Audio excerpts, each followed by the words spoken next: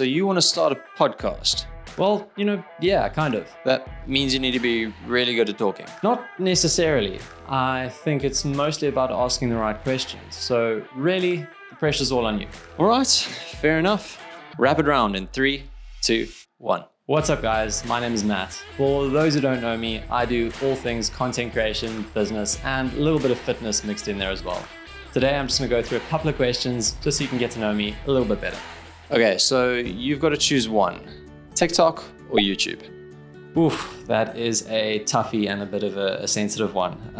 Obviously, I built up pretty much my entire online following on TikTok. It was my bread and butter coming through the global pandemic in 2020, and it's really my breakthrough little moment in terms of exploring my own abilities within content creation. So TikTok has a very sort of soft spot in my heart.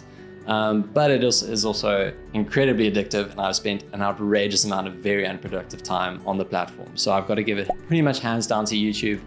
Cannot compete with the absolute beast of a social media platform that YouTube is. I just think it contains a wealth of knowledge that you can learn about anything and everything.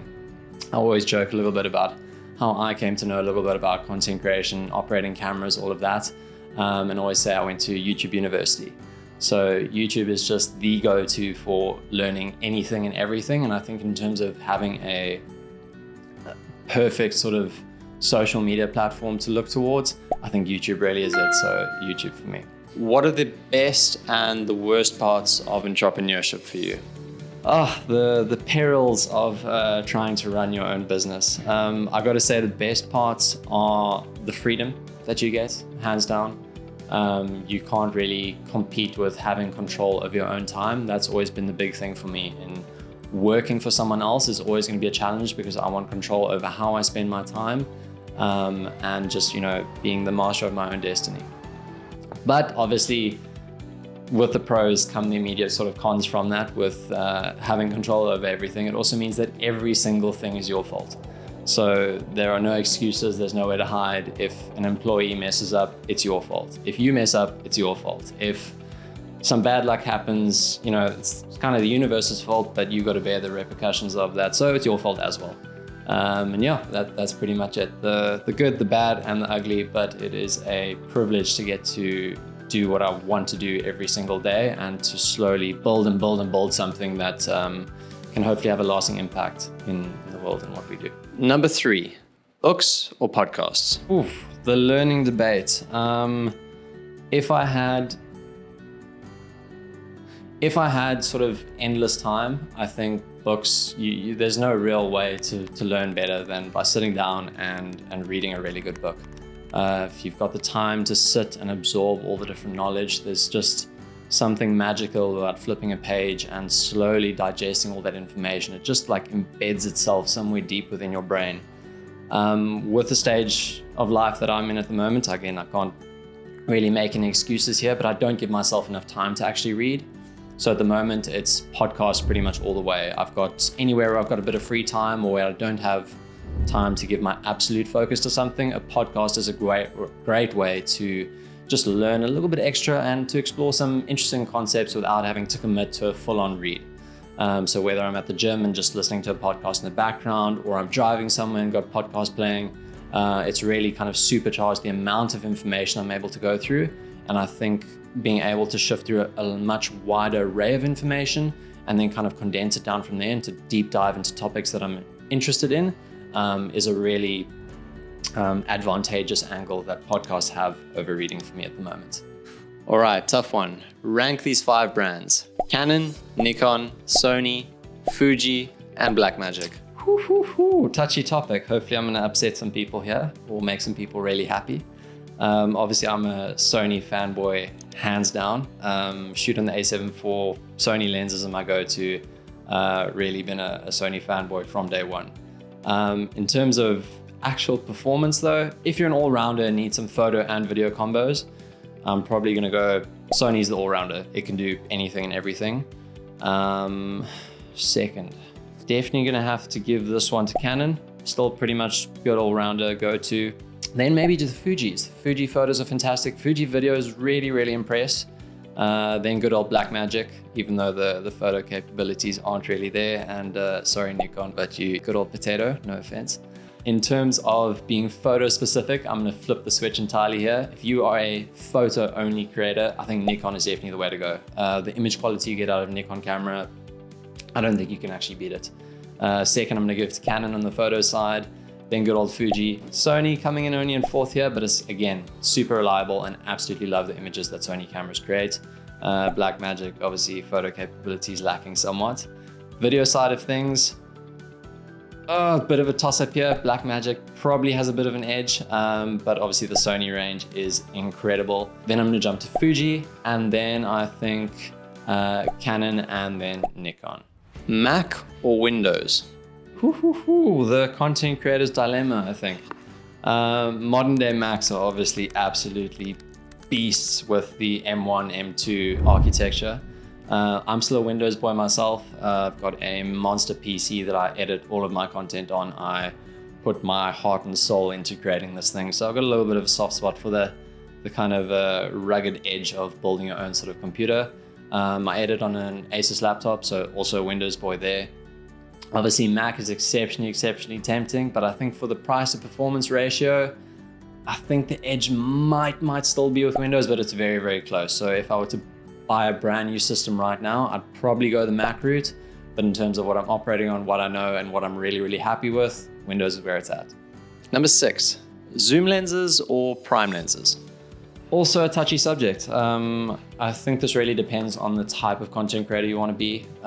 If you're a sort of run and gun videographer who needs to do anything and everything very, very quickly without the time to really set up and craft everything, zoom lens is definitely where it's at. I think, especially on the video front, I shot on a 24-105 f4 lens for years. I think 70 to 80% of my videos all shot on that lens, and it performed amazingly. The versatility of just being able to capture anything at the switch of a hat and being able to jump from here to there super quickly is a very underappreciated asset to have in a zoom lens. But in terms of image quality, obviously you can't go wrong with a prime. If you're a photographer, I think prime is where it's at. You can obviously move back and forth, and I think if you've got the time to really set up a shot nicely, prime lenses just have that special edge. But obviously I'm a run and gun sort of videographer at heart. I love being able to move quickly and just being super dynamic in the way that I shoot. So for me, zoom lenses, that's where it's at. Currently 14-24 f2.8 and 24-70 are my two go-to zoom lenses, and love them to bits. Why don't you make comedy style TikTok videos anymore? Bit of a punch to the gut, I guess, because realized that I wasn't that funny. Unfortunately, the reality of wanting to be a comedian just hits at a certain point. Somewhat joking there, although I'm definitely not the most comedic of fellows. I think I largely relied on the community of people that help support my content, particularly on TikTok, to kind of help me with that comedic sort of style of content. But obviously what I do on a day-to-day is largely centered around content creation and business development. So having that sort of comedy style of content doesn't really match with what I'm doing in my day-to-day life. And I really want to be honest and authentic in displaying what I'm up to and what's really exciting me. And I think I want to switch my content over to more reflect what I'm doing every single day, still with a bit of a touch of humor here or there. But that's kind of why I've shifted away from making the funny short form videos into trying to, give a bit more insight into what I'm doing and hopefully help some people who are a bit further behind in the journey, jump and surpass me a bit quicker than not.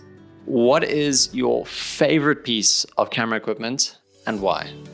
Camera equipment is a loose sort of realm in terms of what is a camera equipment and what's other kind of equipments. I think I'm actually going to go with the Rode Wireless Go 2s. Bought them a couple of years ago, and it has just been revolutionary to the way I create content and how easy it is to capture. So for those who don't know, Rode Wireless Go 2s doesn't come with this handle. It's basically a set of a wireless transmitter and receiver audio system that is just phenomenal because it records to the device itself, syncs wirelessly to your camera. It just makes capturing audio so easy. Setting the levels, an absolute breeze. Making sure you've got redundancy, an absolute breeze. You get these little handle sort of receivers. You can just create any sort of content on the fly and it works amazingly. They're really cheap for what they are in terms of what you would have had to pay previously for functionality and feature set. So for me, I think this is it. Who is your favorite YouTuber? Favorite YouTuber is a tough one to answer because there are so many. You've got the Sam Colders, you've got the Casey Neistats, you've got absolute legends in the field and people who have just taken creativity and content creation to the next level. I think they're the people that have inspired people like me and so many other content creators to just start things, try things, and really enhance the passion for what this art form is. In terms of my favorite, I don't think you can go better than Mr. Beast at the moment. He's just a content making machine, an absolute master of the craft, and the dedication and obsession that he has with the art form is insane. In terms of being a bit more content creation related, Gerald Undone, you're the one. In terms of the in-depth sort of knowledge that he offers, I don't think you can get anywhere close to there. The level of just specificity and just attention to detail is amazing. So favorite content creators, Mr. Beast and Gerald Undone. Last question. Should I subscribe to your YouTube channel? To my channel? Absolutely not. The rest of my content is going to be shit.